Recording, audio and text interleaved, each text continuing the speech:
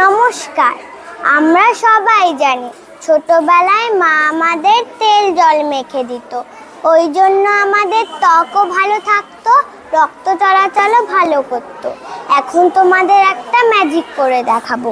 ম্যাজিকটা হলো তেল আর জল কোনো একসঙ্গে মিশে না, তেলের মধ্যে অনেক কালার মিক্স করে জলের মধ্যে ঢেলে দিলাম, কিন্তু তেলের থেকে রঙগুলো জলের নিচে চলে গেল, তেলটা উপরে ভেসে থাকলো।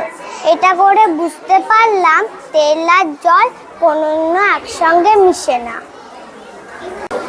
নমস্কার, আমার নাম বিদিশা পণ্ডিত। তোমরা কি জানো আমাদের হাতে অনেকগুলি ব্যাকটেরিয়া বা জীবাণু থাকতো, সেগুলোকে আমরা খালি চোখে দেখতে পাই না। যদি আমরা হাত না ধুয়ে খাবার খাই তাহলে আমাদের শরীর খারাপ হয়ে যেত, আর যদি আমরা সাবান দিয়ে ভালো করে হাত ধুয়ে তারপর খাবার খাই তাহলে শরীর ভালো থাকবে। এখন আমি এটা হলো জীবাণু জল, এখানটা হলো সাবান জল আছে, আমি ব্যাকটেরিয়া জল হাত দিব, ব্যাকটেরিয়া লেগে গেল। এখন আমি সাবান জল হাত দিব, আমি ব্যাকটেরিয়া জল হাত দিয়ে সব ব্যাকটেরিয়াগুলো সরে গেল। নমস্কার। আমাদের যেমন সবার একটি পরিবার রয়েছে, আমরা সবাই একসঙ্গে থাকি, ঠিক তেমনি সৌরপিতা সূর্যেরও একটি পরিবার রয়েছে। তিনি তার 8 জন ছেলে মেয়েকে নিয়ে বসবাস করে। তারা কখনো তাদের সৌরপিতাকে ছেড়ে দূরে চলে যায় না, বরং তার চারপাশে সব সময় ঘুরে চলেছে। এই 8 জন সন্তানের মধ্যে 7 জন ছেলে আর 1 জন মেয়ে। সৌরপিতার সেই মেয়ের নাম কি তোমরা জানো? সে হলো আমাদের পৃথিবী।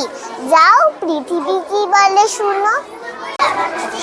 আমি পৃথিবী, সৌরপিতা সূর্যের একমাত্র কন্যা আমি।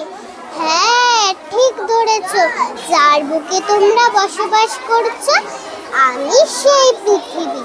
আমার বুকে এত গাছপালা আছে, তাই তো তোমরা বুক ভরে শ্বাস নিতে পারো। তোমরা জানো, তবুও বলছি, আমার রং নীল, তাই আমাকে সবাই নীল গ্রহ বলে ডাকে। আমার এক বিশেষ বন্ধু আছে, সে আর কেউ নয় গো, সে হলো তোমাদের পরিচিত চাঁদ। আর আমার 2 জন কাছের প্রতিবেশী আছে, তোমরা কি জানো তারা কারা? তাহলে বলছি শোনো। তোমরা তাদের মধ্যে একজনকে দূরে আকাশে সাঁঝের বেলা জ্বলতে দেখো, সে শুকতারা বা শুক্র গ্রহ। অপরজন আমার বেশি প্রতিবেশী, চিনতে পারলে? আচ্ছা আচ্ছা, আমি বলছি, সে আর কেউ নয়, সে হলো মঙ্গল গ্রহ, যাকে তোমরা লাল গ্রহ বলেছে না। যাও, লাল গ্রহের কাছে যাও।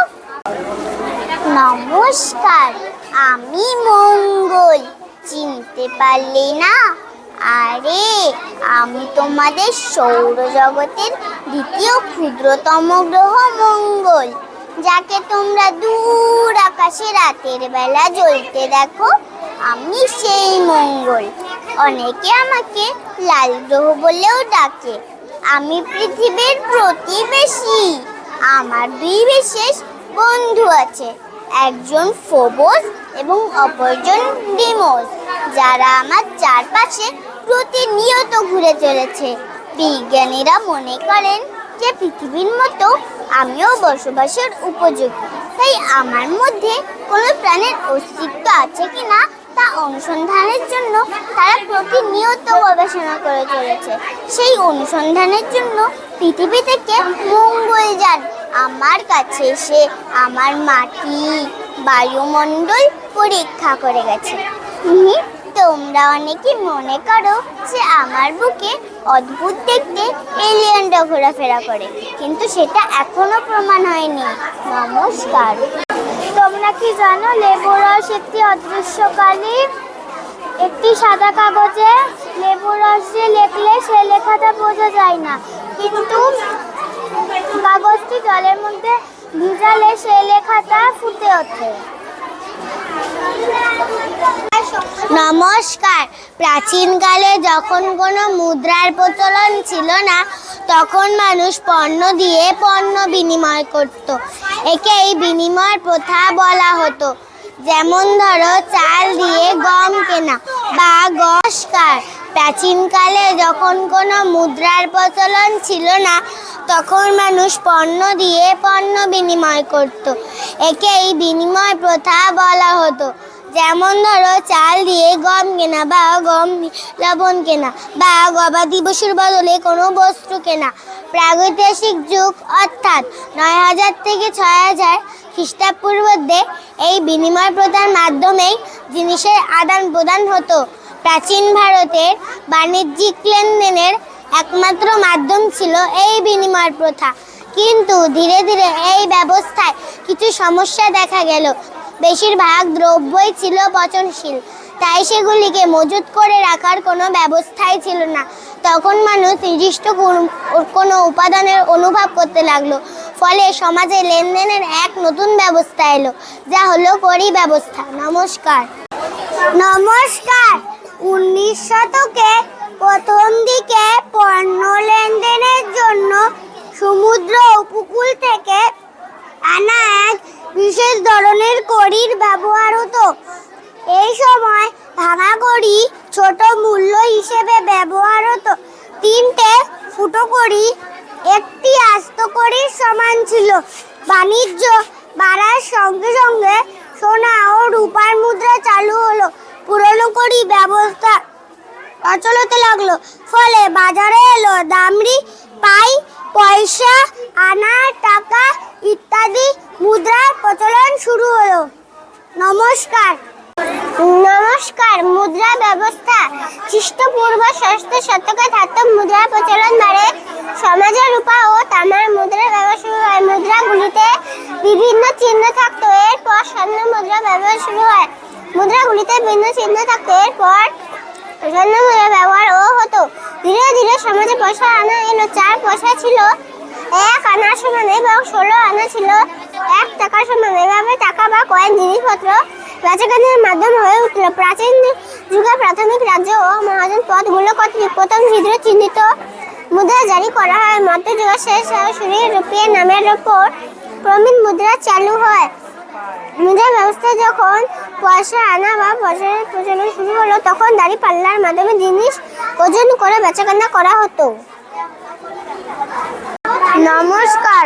ধাতব মুদ্রার অতিরিক্ত ওজন ও বহন করার সমস্যার জন্য প্রায় ১৬ শতক নাগাদ ভারতে প্রথম রুপিয়া বা টাকার প্রচলন করেন শের শাহ সুরি। টাকা শব্দটি এসেছে সংস্কৃত শব্দ টক্কা থেকে। এটি একটি বিনিময় মাধ্যম, যার সাহায্যে সহজেই মানুষ জিনিসপত্র কেনাবেচা করে, মূল্য পরিশোধ করে। ২০০০-এর পর নিরাপত্তা বৃদ্ধি নতুন নোট চালু হয়।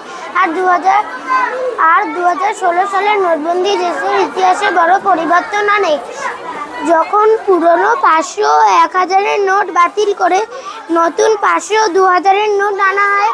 সাম্প্রতিক সময়ে ইউপিআইয়ের মতো ডিজিটাল পেমেন্ট ব্যবস্থার মাধ্যমে ভারত দ্রুত ক্যাশলেস অর্থনীতির দিকে এগিয়ে গেছে। বর্তমান যুগে দাঁড়িপাল্লার পাশাপাশি আধুনিক পদ্ধতিতে ডিজিটাল ওয়েট মেশিন দিয়ে জিনিসপত্রের পরিমাপ করে কেনাবেচা করা হয়। ইউপিআই বা ইউনিফাইড পেমেন্ট ইন্টারফেস হলো ভারতের তাৎক্ষণিক লেনদেন ব্যবস্থা, যা এনপিসিআই দ্বারা ২০১৬ সালের ১১ এপ্রিল তৎকালীন তৎকালীন আরবিআই গভর্নর রঘুরাম রাজনের সময় মাত্র 21টি ব্যাংক নিয়ে এই ব্যবস্থা চালু হয়। এটি একটি নতুন যুগের অর্থ প্রদানের মাধ্যমে যা এনপিসিআই দ্বারা যা ব্যবহারকারীদের যে কোনো সময় যে স্থানে তাদের স্মার্টফোন থেকে কয়েক সেকেন্ডের মধ্যে টাকা পাঠাতে সাহায্য করে। এই পদ্ধতির ফলে আর নগদ টাকা হাতে নিয়ে ঘুরতে হয় না। এই ক্যাশলেস পদ্ধতি যা দিন রাত 24 ঘন্টা পাওয়া যায়, যার ফলে ব্যাংকে গিয়ে দীর্ঘক্ষণ লাইনে দাঁড়াতে হয় না। শুধুমাত্র 4 সংখ্যার পিন ব্যবহার করে খুব সহজেই লেনদেন করার একটি ব্যবস্থা। বর্তমানে এনপিসিআই আরো উন্নত ও আধুনিক সংস্করণ ইউপিআই 2.0 চালু করেছে, যাতে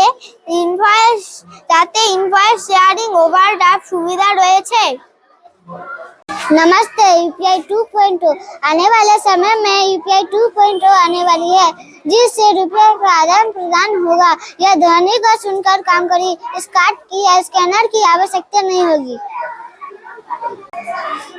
প্রথমে দিছি এটার মধ্যে হলুদ, এটা হলুদ হয়ে গেছে।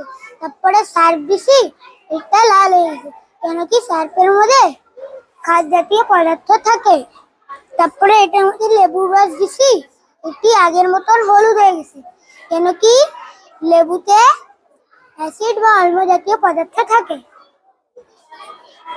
লবণ মেশালে লেবু জলে ভাসে, কারণ লবণ জলের ঘনত্ব বাড়িয়ে দেয়। সাধারণত জলে একটি গোটা লেবু ডুবে যায়, কারণ লেবুটি বিশুদ্ধ জলের চেয়ে বেশি ঘন। যখন লবণ মেশানো হয় তখন তরলটি লেবুর চেয়ে ভারী ও ঘন হয়ে যায়, যা ঊর্ধ্বমুখী ধাক্কা তৈরি করে এবং লেবুটিকে ওপরে তুলে ভাসিয়ে দেয়। নমস্কার। এই যে দেখো, তোমরা সবাই দেখো, এই যে কালো মাটি, এর ভালো নাম দোআঁশ মাটি। গাছের সব শক্তির জিনিস এই মাটিতেই থাকে। এই মাটিতে ভালো ফসল হয়। তোমরা যে ভাত খাও, রুটি খাও, তরকারি খাও, সব এই মাটিতেই হয়। তোমরা বাড়িতে এই মাটি দেখতে পাও, তোমরাও এই মাটিতে অনেক গাছ লাগিয়ে দিও।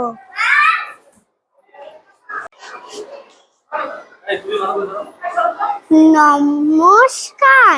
আমার সামনে যে মাটিটা আছে সেটার নাম বালি মাটি। এর ভালো নাম বেলে মাটি। এই মাটিতে অনেক বেশি বালু থাকে, তাই এই মাটিতে জল দাঁড়িয়ে থাকে না। জল দিলে জল সোজা নিচে চলে যায়, তাই এই মাটিতে গাছের খাবার কম থাকে, তাই এই মাটিতে ভালো গাছ হয় না। এই মাটিতে ফুটি, তরমুজ এই জাতীয় ফল ভালো হয়। ফুটি খুব উপকারী একটি ফল। তোমরা তরমুজ খাও না? তোমরা তরমুজ ভালোবাসো না? আমিও কিন্তু খুব ভালোবাসি।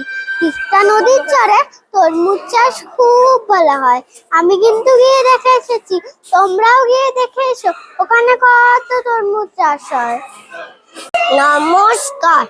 আমার নাম বিচিত্র কর্মকার। আমি হলো বায়ু সম্বন্ধে একটা কিছু বলবো। মাছ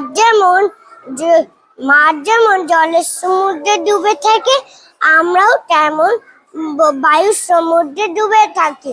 মাছ যেমন জল ছাড়া এক মুহূর্ত বাঁচতে পারে না, আমরাও তেমন বায়ু ছাড়া এক মুহূর্ত বাঁচতে পারি না। বায়ুকে আমরা চোখে দেখতে পাই না, বায়ুর আকার নেই, বায়ুর গন্ধ নেই, বায়ুর বর্ণ নেই। এই যে আমরা বিলুনটি দেখতে পাচ্ছ, এর ভিতরে বায়ুকে আটকে রাখা হয়েছে। যখনই বিলুনটি খুলে দেব, বায়ু বেরিয়ে যাবে, বিলুনটি ছোট হয়ে যাবে।